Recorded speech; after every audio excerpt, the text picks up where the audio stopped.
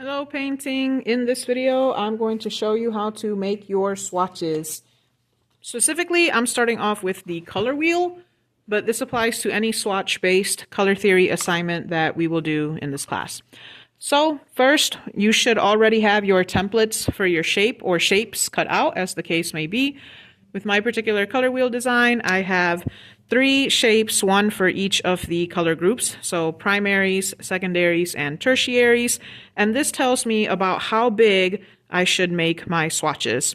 So I can clearly see that my tertiaries are going to be much smaller than my primary colors, so I don't need to waste Bristol board or paint making a gigantic swatch for something that's going to end up being only this big.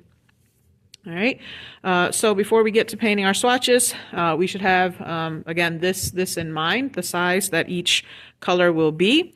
We need some Bristol board, a palette, either a plastic reusable one or paper palette, a brush, preferably a bigger one because these are swatches, so you don't need to do any detail work here.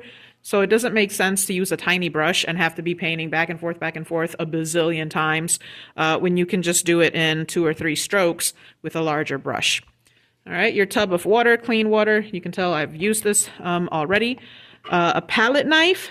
Word of warning about the palette knives. Some of them are stiffer than others. So actually, where did my palette knife go? The other one. Hold on. Sorry about that. Anyway, the palette knives, some of them have a lot more flex than others. The ones with the brown handles, you can easily move it, whereas the ones with the black handles are very stiff. So for mixing, I prefer the ones that have a lot more flex, so you can move it on the palette a lot more easily. All right, so we have, again, our Bristol board, palette or palette paper, a palette knife, a brush, tub of water. You also want to have a paper towel near you. And again, at least mental awareness of about how big your swatches need to be depending on what color it is. So I had actually started this video before.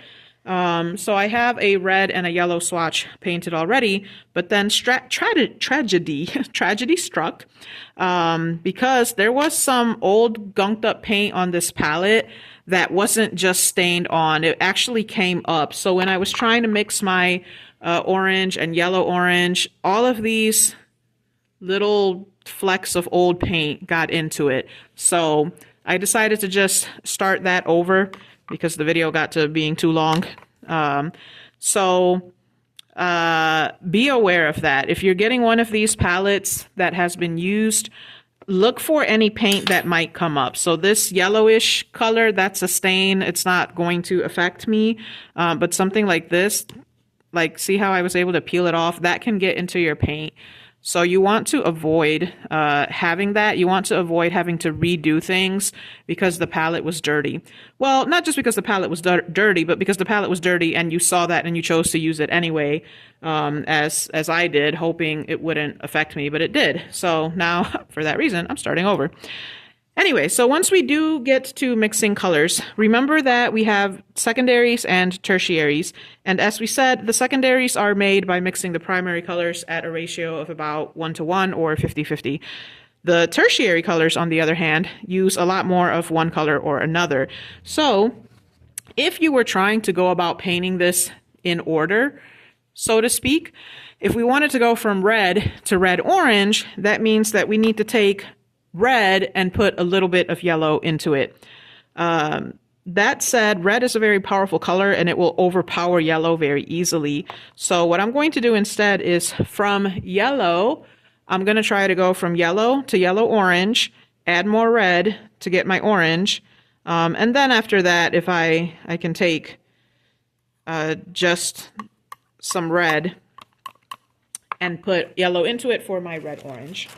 But this is not a hard and fast rule. It's just, I think it's more logical that way. But again, if you do it in a different order, it's fine. All right, so here I have a lot of yellow versus only a little bit of red, but you're going to see how quickly that red overpowers the yellow.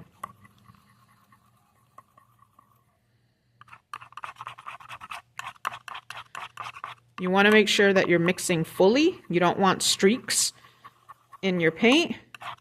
And right now on my palette, this is looking like a beautiful orange. I was going for yellow orange, but this, again, red is so powerful that it overpowered fairly quickly. Now you see that streak of red? That's what we don't want. So we want to make sure when we're mixing that we're getting everything, getting the yellow and the red mixed together very well.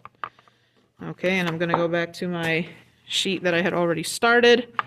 I'm going to squeeze some of this excess moisture out from my brush. I'm going to pick some paint up off of the palette knife itself and get some from the palette. I want pretty decent coverage on the tip of my brush here.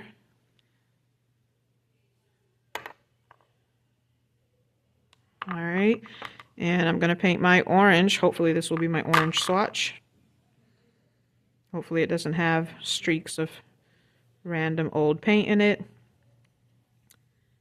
And notice that I'm just going up and down. I can see the brush strokes in the paint, and that's okay because they're fairly neat. And the value or range of light and dark is relatively even. Now, if you keep going back and forth over the same area, you might start to notice that you get bald spots. Like you see how this is really dark over there and it's much lighter here. I can check with my swatch if maybe it's okay. Ta-da! Yeah, you want to avoid things like that happening. So while the paint is still wet, you can kind of fix little errors like that. Red tends to be a very streaky color, and so by extension, anything that has red in it will also be very streaky, potentially. But try to get it as even as you can. Try to avoid going over it too many times, because that is when we start to get, you know, this accumulation of paint on the sides and it's light in the middle. But again, I don't want to set it down, but I think that this is big enough. Yeah, I can lay it down this way because there's more even room there. All right, so that's probably going to be my orange. And I have enough yellow orange potentially over here. Even though like that part of the swatch got messed up, since my tertiaries are only this big, I can use this part of the swatch. So now what I need to make is red orange. So again, I'm going to clean my palette knife before I put it into my pure red. You want to keep your pure colors pure. And I'm going to use what's left on here on the palette with some fresh red. Maybe a little bit. To try to get red orange.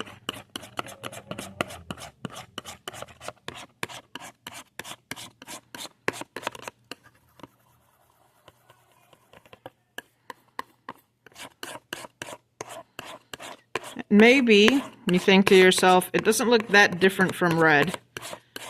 This is true, but you know what? You can paint it anyway. Because this is a tertiary color. It's going to be fairly small, and if we need to add more yellow to it, we can do that. But if it actually ends up being that this is a perfect red-orange, we don't want to lose the opportunity to paint it. So let's just go ahead and paint it.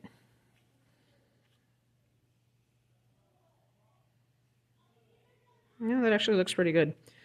So sometimes when you have, like, if you see the paint is kind of sticking in one area, you can do like what I just did to move it around, but then immediately straighten it back out. This actually looks a little too light. That'll happen. Sometimes on the palette it'll look good, but then once you paint it, it's too light. So I'm going to go ahead and put more red in it.